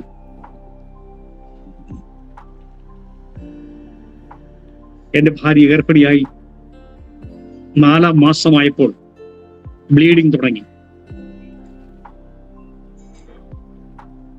അടുത്തൊരു ആശുപത്രി ചെത്തി. ഞാൻ പറഞ്ഞു, ഇവിടെ ആശുപത്രിയില്ല. ഞാൻ താമസിക്കുന്ന സ്ഥലത്ത് നിന്ന് ഏകദേശം 15 കിലോമീറ്റർ മാറിയാണ് ഒരു ഡോക്ടർ ഉള്ളത്, government doctor Pushpa Agrawal. Bleeding തുടങ്ങിയപ്പോൾ 1 പ്രാവശ്യം കൊണ്ടുപോയി, 2 പ്രാവശ്യം കൊണ്ടുപോയി. ശക്തമായ ബ്ലീഡിങ്, ശരീരത്തിൽ ബ്ലഡ് ഇല്ല. ആ ഡോക്ടർ എന്നോട് ഉപദേശിച്ചത്, സാറേ, ഈ കുഞ്ഞ് ലഭിക്കില്ല, ലഭിച്ചാൽ ആ കുഞ്ഞിന് തല കാണത്തില്ല, കൈകാലുകൾ കാണത്തില്ല, ശരീരത്തിന്റെ അവയവങ്ങൾ കാണത്തില്ല, അബോർഷൻ ചെയ്ത് കളഞ്ഞേരെ. എന്നെ അറിയാവുന്ന എല്ലാവരും എന്നെ ഉപദേശിച്ചു, ബ്രദറെ പാസ്റ്ററെ അബോർഷൻ ചെയ്ത് കളഞ്ഞേരെ. ഞാൻ ദൈവസ്ഥല തീരുമാനമെടുത്തിട്ട് ഇങ്ങനെ പറഞ്ഞു, ഈ മഹാ അപരാധം ഞാൻ ചെയ്യത്തില്ല. ഒരു പകുതി കുഞ്ഞ് കിട്ടിയാലും ഞാൻ അതിനെ വളർത്തും, പക്ഷെ ഈ അപരാധം ഞാൻ ചെയ്യത്തില്ലെന്ന് പറഞ്ഞു. ഡോക്ടർ പറഞ്ഞു, ഇങ്ങോട്ട് കൊണ്ടുവരണ്ട, ഇങ്ങോട്ട് ഇനി നിങ്ങൾ കൊണ്ടുവരണ്ട. അവർ അഡ്വൈസ് ചെയ്തത് മുകളിലും തല കീഴയുമായി കടത്തിയ രക്ഷപ്പെടും. 7 മാസം വരെ ഭാര്യ സഹോദരി ബാത്റൂമിൽ കൊണ്ടുപോകണം, ആഹാരവും വാരിക്കൊടുക്കണം. ദൈവം കൃപ നൽകി. 7 മാസം വരെ സ്വന്തം കയ്യിലേന്തി പ്രാർത്ഥന മാത്രമായിരുന്നു. ആഹാരമില്ല, ആഹാരത്തിന് പ്രാർത്ഥിക്കണമായിരുന്നു. നല്ലൊരു ആഹാരമില്ല, എന്തിനേറെ പറയുന്നു, വസ്ത്രം നല്ലതില്ല, അടിസ്ഥാന സൗകര്യങ്ങളൊന്നുമില്ല. അവിടെ കിടത്തി. 7 മാസമായപ്പോൾ ബറേലി എന്ന് പറയുന്ന സ്ഥലം 250 കിലോമീറ്റർ അകലെയുള്ള ബറേലി എന്ന സ്ഥലത്തെത്തി. കൊണ്ടുപോകണമായിരുന്നു. ട്രെയിൻ ഇല്ല. ഇവിടെ മീറ്റർ ഗേജ് ട്രെയിനാണ് ഓടുന്നത്. തീവണ്ടിയാണ് അന്ന് ഞാനിവിടെ വരുമ്പോഴുള്ളത്. ആ തീവണ്ടിയുടെ പാളം അവിടെ കിടത്തി. തീവണ്ടിയുടെ അകത്ത് ആ ചെറിയ കിടത്തി. അവിടെ ആ ബറേലി എന്ന സ്ഥലത്തെത്തി. ഒരാഴ്ച കഴിഞ്ഞപ്പോൾ, അന്ന് ഫോണില്ല, തിരിച്ചിവിടെ വന്നു. ഒരാഴ്ച കഴിഞ്ഞപ്പോൾ ശക്തമായ ബ്ലീഡിങ് തുടങ്ങിയപ്പോൾ ഡോക്ടർ പറഞ്ഞു, ഇനി എപ്പോഴെങ്കിലും ബ്ലീഡിങ് ഉണ്ടായാൽ ഓപ്പറേഷൻ ചെയ്യാനല്ലാതെ മറ്റൊരു വഴിയില്ലെന്ന് പറഞ്ഞു. പെട്ടെന്ന് അവർ ഓപ്പറേഷൻ ചെയ്തു. കുഞ്ഞിനെ മാറ്റി. സഹോദരി ഒരു സ്ഥലത്ത് കുഞ്ഞിനെ മിഷനിൽ വെച്ചു. എനിക്ക് പെട്ടെന്നൊരു സഹോദരൻ വന്നു, പാസ്റ്ററെ പൈസ കൊണ്ടുപോവാ. എന്റെ കയ്യിൽ 5 പൈസ ഇല്ല. എനിക്ക് കഴിക്കാൻ ആഹാരമില്ല, കയ്യിൽ 5 പൈസയില്ല. എവിടെ നോക്കി കിട്ടിയ പൈസകൾ, അല്പ പൈസ കയ്യിലുണ്ടായിരുന്നു. ഏതായാലും പോയി നോക്കാമെന്ന് പറഞ്ഞ് വണ്ടി കയറി അവിടെ എത്തി. രാവിലെ കയറിയത് വൈകുന്നേരം അവിടെ എത്തി. ഞാൻ ആശുപത്രിയിൽ എത്തിയപ്പോൾ പൈസ അടയ്ക്കണ ഇങ്ങനെയെന്ന് എനിക്കറിയില്ല. ഞാൻ വിശ്വാസത്തോടെ യാത്ര തിരിച്ച് എന്റെ മനസ്സിൽ പല ചിന്തകൾ വന്നു. ദൈവമേ, കിഡ്നി വിൽക്കുവാൻ സൗകര്യം ഉണ്ടായിരുന്നെങ്കിൽ ഞാനത് വിൽക്കുമായിരുന്നു. എന്റെ ശരീരത്തിൽ ഏതെങ്കിലും എന്തെങ്കിലും വിൽക്കാൻ സൗകര്യം ഉണ്ടായിരുന്നെങ്കിൽ അന്ന് ആ ചിന്തകൾ വന്നു. ഞാൻ ആശുപത്രിയിലെത്തി. കുഞ്ഞിനെ പോയി കണ്ടു, സഹോദരിയെ കണ്ടു. കൗണ്ടറിൽ വന്നപ്പോൾ എത്ര രൂപയാണെന്ന് ഞാൻ അവരോട് ചോദിച്ചപ്പോൾ അവർ പറഞ്ഞ മറുപടി ഇതായിരുന്നു: ഇന്നലെ രാത്രി 12 മണിക്ക് 2 പേർ വന്ന് നിങ്ങളുടെ പണം മൊത്തം അടച്ചിട്ട് പോയെന്ന്.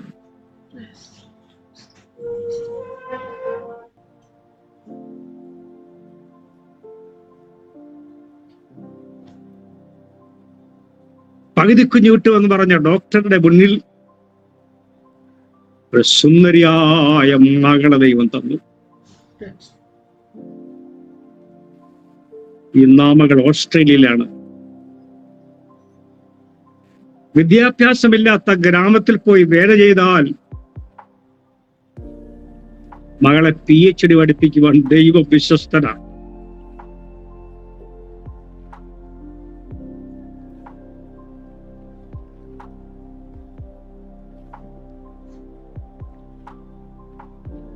ദൈവം എത്രയും നല്ലവൻ.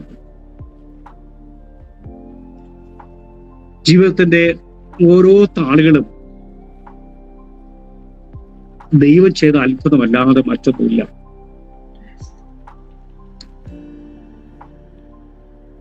ഈ കഴിഞ്ഞ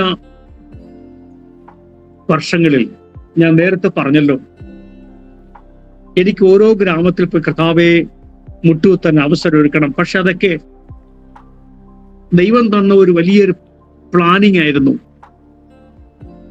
ഇവിടെ ഒരു സുവിശേഷ പ്രതി കണ്ടിട്ടില്ലാത്ത ഒരു ട്രാക്ട് കണ്ടിട്ടില്ലാത്ത, ഒരു ബൈബിൾ കണ്ടിട്ടില്ലാത്ത ഈ ഗ്രാമങ്ങളിൽ ദൈവസന്നിധിയിൽ പ്രാർത്ഥിക്കുമായിരുന്നു. ദൈവമേ, ഇവിടെ എല്ലാം ബൈബിൾ കൊടുപ്പാൻ നീ കൃപ നൽകണം.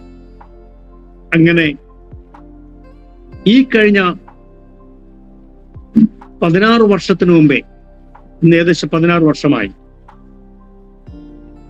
നീണ്ട 10 വർഷം തന്റെ ഭക്തന്മാർ ദൈവം എനിക്ക് ഇവിടെ അയക്കുവാനായി തീർന്നു.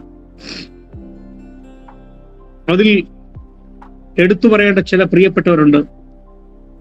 ആ കർത്താവിന്റെ ഭക്തന്മാർ എറണാകുളത്ത് പാസ്റ്റർ ഷൈൻ ടീമാണ് ആദ്യമായിട്ടോടെ വരുന്നത് ഈ ഗ്രാമങ്ങളിൽ പ്രവർത്തിക്കുവാൻ. അതിനുശേഷം വന്നതാണ് പാസ്റ്റർ തോമസ്, പാസ്റ്റർ പോളച്ചനോടൊപ്പം ഇവിടെ വന്നത്.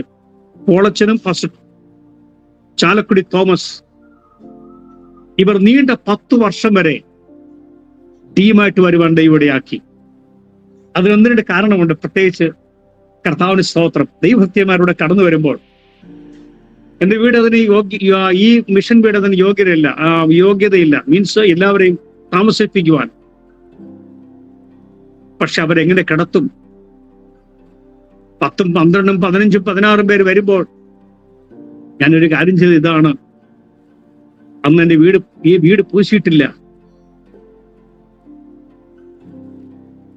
ഈ വീട് വെച്ചതിന് ശേഷം 9 വർഷം വരെ പൂശിയിട്ടില്ല. ഇപ്പോഴാണ് ഈ വൈറ്റ് വാഷ് ചെയ്തത്, പ്ലാസ്റ്ററിങ് ചെയ്തത്. ഓരോ റൂമിലും എല്ലാവരെയും കിടത്തുവാൻ ചുവര് തുളച്ച്, മുള വെട്ടി, കട്ടിൽ പോലെ ഉണ്ടാക്കി, എല്ലാം 4 ചുവരും തുളച്ച് കട്ടിൽ പോലെ ഉണ്ടാക്കി പലക നിരത്തി അവരെ കിടത്തുമായിരുന്നു. ഒരു റൂമും പോലും തുളയ്ക്കാത്ത റൂമില്ല. ഞങ്ങൾ വീട്ടിന്റെ മണ്ടയ്ക്ക് പോയി ഞങ്ങളും കുടുംബവും കിടക്കും. തന്റെ ഭക്തന്മാരെ അങ്ങനെ ഉറപ്പിക്കുവാൻ ദൈവം കൃപ നൽകി. ഗ്രാമത്തിൽ ഞങ്ങൾ പോകുന്നത്, നാട്ടിൽ നിന്ന് അവിടെ കടന്നു വരുമ്പോൾ നാട്ടിലെ ആഹാര സാധനങ്ങൾ കൊണ്ടുവരും. അത് ഞങ്ങൾക്ക് വളരെ അനുഗ്രഹമായി. ഏറ്റവും വലിയ അനുഗ്രഹം എന്ന് പറഞ്ഞത് ചാക്കരി ചോറ് കഴിക്കാമല്ലോ എന്നുള്ള ആഗ്രഹമാണ്. ഇന്നും ഞങ്ങളുടെ ഗ്രാമത്തിൽ നാട്ടിൽ ചെല്ലുമ്പോൾ കഴിക്കുന്നതല്ലാതെ ഇവിടെ നാട്ടിലൊരു ഭക്ഷണമോ ഒരു സാധനമോ ഇവിടെ കിട്ടാറില്ല. പച്ചരിയാണ് ഇന്നത്തെ ഇവിടുത്തെ ഭക്ഷണം. രാവിലെ ചോറ് വെച്ച് ആ ചോറ് അതിന്റെ വെള്ളം ഡൈലൂട്ട് ആക്കിയിട്ട് ഉപ്പിട്ട് 30 ബോട്ടിൽ നിറയ്ക്കും കുപ്പികളിൽ. ഗ്രാമത്തിലെത്തുന്നതിന് മുമ്പായിട്ട് ഒരു പഴം മേടിക്കും. ഒരു പഴവും ഓരോ ബോട്ടിൽ വെള്ളവുമാണ് ഉച്ചത്തെ ഭക്ഷണം. രാവിലെ യാത്ര തിരിച്ച് ഗ്രാമത്തിലെത്തി വൈകുന്നേരം 6 മണിയാകുമ്പോഴാണ് ഗ്രാമത്തിന് വെളിയിറങ്ങുന്നത്. ഗ്രാമത്തിൽ പോകും. ഞങ്ങൾ പോകുന്നത് ഒരു വലിയ ഫ്ലക്സ് ഉണ്ട്. ആ ഫ്ലക്സ് ഇങ്ങനെ വലിച്ചു കെട്ടും. ഈ ഫ്ലക്സ് വലിച്ചു കെട്ടിയിട്ട് ഈ ഫ്ലക്സിൽ ബീഡി, പുടിയ, കഞ്ചാവ്, ചാരായം, സിഗരറ്റ്, ഇതിന്റെ പിക്ചർ, അതിന്റെ മറു സൈഡിൽ ക്യാൻസറിന്റെ പിക്ചർ. ഇതിങ്ങനെ ഗ്രാമത്തിൽ വലിച്ചു കെട്ടിയിട്ട് ഈ ഗ്രാമത്തിന് നടുക്കോട് പോയി വലിച്ചു കെട്ടും, വൃക്ഷത്തിൽ വലിച്ചു കെട്ടും. ഒരാൾ പെട്ടെന്ന് ഒരു പാട്ടിടും. ഈ സമയം 2 പേർ 2 സഞ്ചിയിലെ 4 പേർ 2 സഞ്ചിയിലെ സഞ്ചിയിൽ ബൈബിൾ നിറച്ച്, ഇഡിയൻസിന്റെ ബൈബിൾ നിറച്ച് 2 സൈഡിലൂടെ ഗ്രാമം കവർ ചെയ്യും. എന്നിട്ട് അവര് പറയും അവിടെ മീറ്റിംഗ് ഉണ്ടെന്ന്. ഈ സമയം പാട്ട് കേൾക്കുമ്പോൾ ഗ്രാമത്തിന് നടുക്ക് 100 കണക്കിന് ആളുകൾ നിമിഷം കൊണ്ടെത്തും. അവിടെ ഇതുപോലെ ഒരു പാട്ടങ്ങ് പാടും, ഹിന്ദിയിലൊരു പാട്ടങ്ങ് പാടും. ഈ പാട്ട് പാടിയ ശേഷം ഈ കഞ്ചാവിനെ കുറിച്ച് പ്രസംഗിക്കും, കഞ്ചാവിന് ചാരയത്തെ കുറിച്ച് പ്രസംഗിക്കും. അതിനുശേഷം യേശുവിനെ കുറിച്ച് പ്രസംഗിക്കും. ക്രൂസിനെ കുറിച്ച് ഒരു പാട്ട് പാടി ക്രൂസിനെ കുറിച്ച് പ്രസംഗിക്കും. വരുന്നവരെല്ലാവരും കൈകൂപ്പി യേശുവിനെ അംഗീകരിക്കും. നിൽക്കുന്നവരെല്ലാവരും യേശുവിനെ അംഗീകരിക്കും. അവസാനം അവർക്ക് നിൽക്കുന്നവർക്ക് എല്ലാവർക്കും ബൈബിൾ കൊടുക്കും. അങ്ങനെ ഒരു ഗ്രാമത്തിൽ 200, 300, 400 ബൈബിളുകൾ ഓരോ വീടുകളും കയറിയിറങ്ങി കൊടുപ്പാൻ ദൈവം ക്രമ നൽകി. നീണ്ട 10 വർഷം ഏകദേശം 8.5 ലക്ഷം ബൈബിളുകൾ എല്ലാവർക്കും ബൈബിൾ കൊടുത്തതിന് ശേഷം ആ ഗ്രാമത്തിൽ മുറ്റത്ത് പ്രാർത്ഥിക്കുമായിരുന്നു. അങ്ങനെ നീണ്ട 10 വർഷം ഈ പ്രവർത്തനം നടത്തുവാൻ ദൈവം സഹായിച്ചു. അങ്ങനെ അവസാനം ഞങ്ങൾ പോയൊരു ഗ്രാമമാണ് ഈസാനഗർ. അതൊരു ബ്രാഹ്മണ ഗ്രാമമായിരുന്നു. ചുറ്റുമുള്ള എല്ലാ ഗ്രാമങ്ങളിലും ഞങ്ങൾ ഈ പ്രവർത്തനം നടത്തി ബൈബിൾ കൊടുക്കുന്നുവെന്ന് അവർക്ക് അറിവ് ലഭിച്ചു. അവർ ഞങ്ങളെ കാത്തിരിക്കുകയായിരുന്നു. അവർക്കറിയാം പിറ്റേ ദിവസം ഈ പഞ്ചായത്തിൽ ഒഴിഞ്ഞ ഗ്രാമം അവിടെ ഗ്രാമമായിരുന്നു. പിറ്റേ ദിവസം അവിടെ ചെല്ലുമെന്ന് അവർക്ക് അറിയാമായിരുന്നു. അങ്ങനെ ഞങ്ങൾ അവിടെ എത്തി. ഏകദേശം 120 കിലോമീറ്റർ യാത്ര ചെയ്താണ് അവിടെ എത്തിയത്. ഫ്ലക്സ് വലിച്ചു കെട്ടി ബൈബിൾ കൊടുക്കാൻ പ്രിയ സഹോദരങ്ങൾ ഗ്രാമത്തിലോട്ട് കയറി പാട്ടുപാടുവാൻ തുടങ്ങി. അടി തുടങ്ങി. ഞങ്ങളുടെ 7 സഹോദരന്മാരെ കുതിരയെ തല്ലി. ഭാഗ്യവശാൽ ആരോട് ഫോൺ ചെയ്തു, പോലീസ് വന്നു. ഈ സമയം തൊടുപുഴയിലുള്ള കഥാദാസൻ ഓർ ദൈവാസനെ മാത്യുസ് ദൈവാസന്റെ തലമണ്ടയ്ക്കടിച്ചു. പനീർ സെലോർ എന്ന് പറയുന്ന ദൈവാസന്റെ ചെകിടടിക്ക് പൊട്ടിച്ചു. എറണാകുളത്തെ ഒരു യൗവനക്കാരനായ സഹോദരനെ മുള കൊണ്ട് കുത്തി കാല് തുളച്ചു. ഞങ്ങളെല്ലാം പിടിച്ച് ജയിലിലാക്കി. ഈ നാട്ടുകാരാണ് അടിച്ചത്. അവിടെ ചെന്നപ്പോൾ പോലീസ് ചെന്നപ്പോൾ ഞങ്ങളെ പിടിച്ചു അകത്താക്കി. ഞങ്ങളോട് വിവരം ചോദിച്ചപ്പോൾ ഞങ്ങളെല്ലാം കേരളക്കാരാണ്. ഞങ്ങൾ ചെയ്ത പ്രവർത്തനം ഈ ഫ്ലക്സ് വലിച്ചു കാണിച്ചു. സാറേ, ഞങ്ങൾ കഞ്ചാവ്, ചാരായം, ബീഡി ഇതിനെതിരായിട്ടാണ് പ്രസംഗിക്കുന്നവരാ.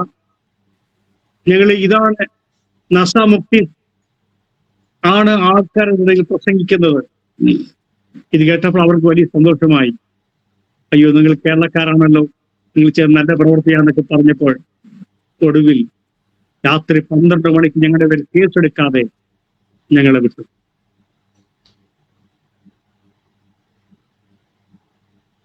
അങ്ങനെ ഓരോ ഗ്രാമത്തിലും ഞാൻ താമസിക്കുന്ന ഡിസ്ട്രിക്റ്റിൽ 15 ബ്ലോക്ക് ഉണ്ട്. ഒരു ബ്ലോക്ക് എന്ന് പറയുന്നത് 75 പഞ്ചായത്ത്. ഒരു പഞ്ചായത്ത് എന്ന് പറയുന്നത് 2 മുതൽ 10 വരെ ഗ്രാമങ്ങൾ. ഒരു ഗ്രാമത്തിൽ 2000 മുതൽ 5000 വരെ ജനങ്ങൾ താമസിക്കുന്നു. അങ്ങനെ 12 ബ്ലോക്ക് കവർ ചെയ്യുവാൻ ദൈവം സഹായിച്ചു. അവസാനമായി ഇപ്പോഴത്തെ ഗവൺമെന്റ് വന്നു. അതിനുശേഷം പബ്ലിക്കായിട്ട് പ്രവർത്തിക്കാൻ കഴിയാതെ ഇരിക്കുന്ന സമയം കഴിഞ്ഞ വർഷം ആരാധനയ്ക്ക് നല്ല സൗന്ദര്യങ്ങൾ നഷ്ടപ്പെട്ട സഞ്ചരിക്കുമ്പോൾ ദൈവസഭ ആക്രമിക്കാനിടയായി തീർന്നു. ഡിസംബർ മാസം 25-ാം തീയതി ആളുകളെല്ലാം കൂടി വന്ന് ദൈവത്തെ ആരാധിച്ചുകൊണ്ടിരിക്കുമ്പോൾ ഒരു കൂട്ടം വിരോധികൾ, പോലീസുകാർ ഒരുമിച്ച് വന്നു. എന്നെ പിടിച്ചു, മകനെ പിടിച്ചു, ഭാര്യയെ ഒരു കുഴിയിലേക്ക് തള്ളിയിട്ടു. യൗവനക്കാരെ സഹോദരിമാരെ കുതിരെ തല്ലി, ഗ്രാമത്തിലുള്ള സഹോദരിമാരെ തല്ലി, എന്നെ കോളറിന് പിടിച്ചു റോഡിന് വെളിയിൽ കൊണ്ടുവന്നിട്ട് പബ്ലിക്കായിട്ട് എന്നെ തല്ലി.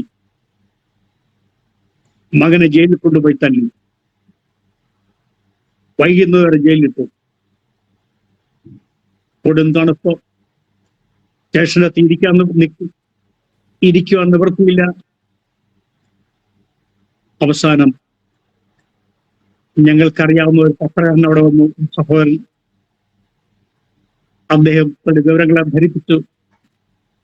അദ്ദേഹം പറഞ്ഞു, നിങ്ങൾ സ്ത്രീകളെ തല്ലി, ലേഡീസ് പോലീസിലാണ് നിങ്ങൾ സ്ത്രീകളെ തല്ലി, അതുകൊണ്ട് ഇദ്ദേഹത്തെ കേസെടുത്തോ, പക്ഷെ നിങ്ങളുടെ പേരിൽ ഞങ്ങൾ കേസ് കൊടുക്കാമെന്ന് പറഞ്ഞു. ഇങ്ങനെ സ്വർഗത്തിലെ ദൈവം ഞങ്ങളുടെ പേരിൽ കേസെടുക്കാതെ വിടിയിപ്പാൻ ഇവിടെ ആക്കി തീർത്തു. ചർച്ച അടച്ചിടാൻ പറഞ്ഞു. ചർച്ച ഏകദേശം 6 മാസത്തോളം ചർച്ച അടച്ചിട്ടു. വീണ്ടും പതിയെ പതിയെ ആരാധന. ഏതായാലും സ്വതന്ത്രമായിട്ടുള്ള ആരാധനയ്ക്ക് ഇപ്പോഴും സ്വാതന്ത്ര്യമില്ല. ഈ ഗവൺമെന്റ് അത്തരത്തിലുള്ള സ്വാതന്ത്ര്യത്തിന് വേണ്ടിയുള്ള സമയം തന്നിട്ടില്ല, കാര്യം ഒരുക്കിയിട്ടില്ല. പല പ്രാവശ്യവും എന്റെ അടുത്തിൽ പോലീസ് കടന്നു വന്നിട്ട് സകല ഡോക്യുമെന്റ്സും, ബാങ്കിന്റെ അക്കൗണ്ടും ആധാർ കാർഡ്, സകല അഡ്രസ്സും, നാട്ടിലെ അഡ്രസ് പോലും അവരെ കൈവശമാക്കി അവരെടുത്തുകൊണ്ടുപോയി. സ്വർഗത്തിലെ ദൈവം ആയിരക്കണക്കിന് വിശ്വാസികളെ ദൈവം തന്നു. പക്ഷെ ഇന്ന് ആർക്കും കൂടി വരാൻ നിവർത്തിയില്ലാതെ ഭാരപ്പെടുന്നു. ഒപ്പം തന്നെ 15 സുവിശേഷകരെ കർത്താവ് തന്നു. ഇന്ന് എല്ലാ വ്യാഴാഴ്ചയും ചെറിയ ബൈബിൾ സ്റ്റഡി നടത്തുന്നുണ്ട്. 20-നും 30-നും ഇടയിൽ ആളുകൾ വരുന്നുണ്ട്. ഞങ്ങൾക്ക് പോകാൻ കഴിയാത്ത സ്ഥാനത്ത് ഈ വിശ്വാസികളെ ട്രെയിനിങ് ചെയ്ത് കർത്താവിന്റെ വേലയ്ക്ക് അയക്കുള്ള പദ്ധതിയാണ്. ദൈവമക്കളെ, എനിക്കൊരു കാര്യം പറയാനുള്ളത്, റോമാലേഖനം 8-ാം അധ്യായം അതിന്റെ 25-ാമത്തെ വാക്യം തിരുവഴുത്തിങ്ങനെ വായിക്കുന്നു. റോമാലേഖനം 8-ാം അധ്യായം അതിന്റെ 25-ാമത്തെ വാക്യം. Price the Lord.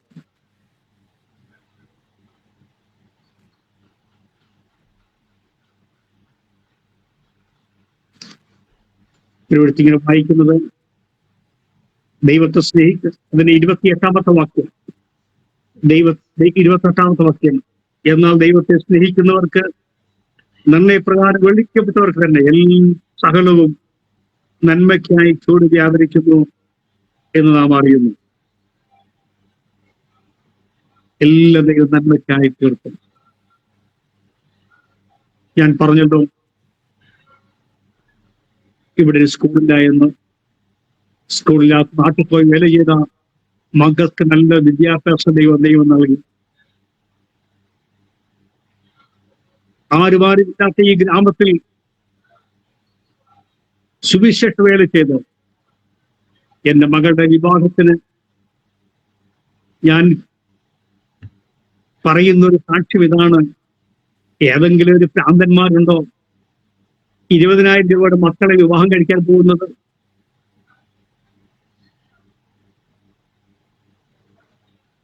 ഈ 1.5 വർഷത്തിന് മുമ്പേ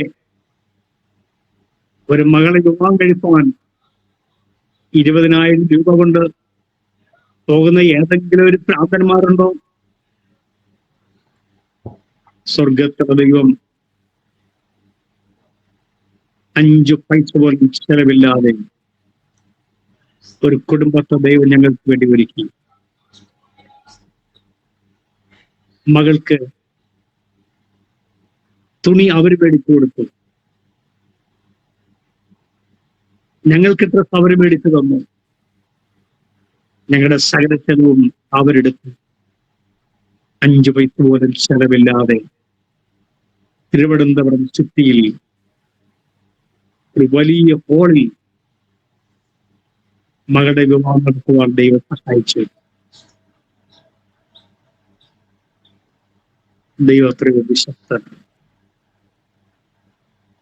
പാസ്റ്റർ മോളുടെ ക്വാളിഫിക്കേഷൻ എന്തുവാ? പാസ്റ്റർ മോള് എന്തോരെ പഠിച്ചു? പാസ്റ്റർ പറഞ്ഞല്ലോ.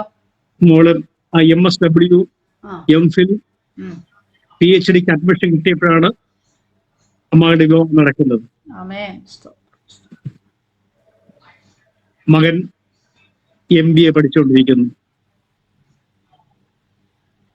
കർത്താവിന് സ്തോത്രം. ദൈവം അത്രയും വിശ്വസ്തൻ. ഇത്രയും സമയം നിങ്ങളുടെ മുന്നിൽ സാക്ഷിയാകുവാൻ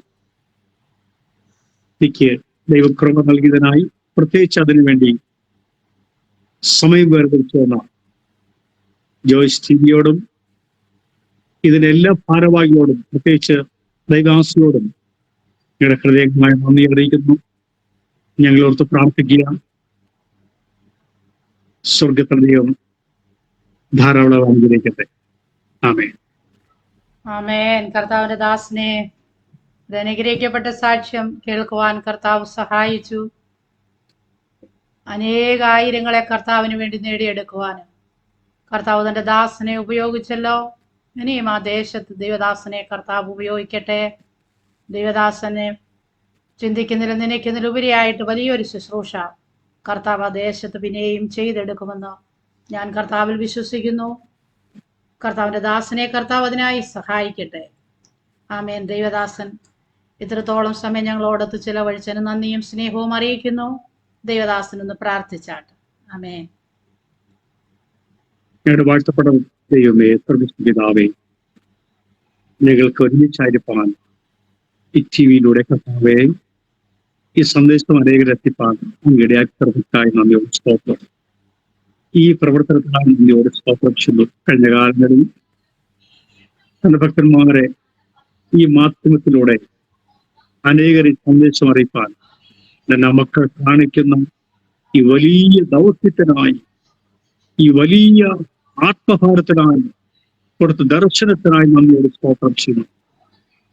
ആവശ്യമുള്ള എല്ലാ അനുഗ്രഹത്താലും സ്വർഗീയ നന്മകളാലും എന്റെ മക്കളെ നിറയ്ക്കണമേ എന്ന് പ്രാർത്ഥിക്കുന്നു. അനുഗ്രഹിക്കണമേ കർത്താവേ. എന്നുള്ള എല്ലാ മിനിസ്ട്രിയെയും ദൈവം അനുഗ്രഹിക്കും. സർവ്വങ്ങളുടെ കരുത്തിൽ ഏൽപ്പിക്കുന്നു. യേശുവിന്റെ നാമത്തിൽ തന്നെ. ആമേൻ. ആമേൻ. കർത്താവിന്റെ ദാസനെ ദൈവം സഹായിക്കട്ടെ. ആമേൻ.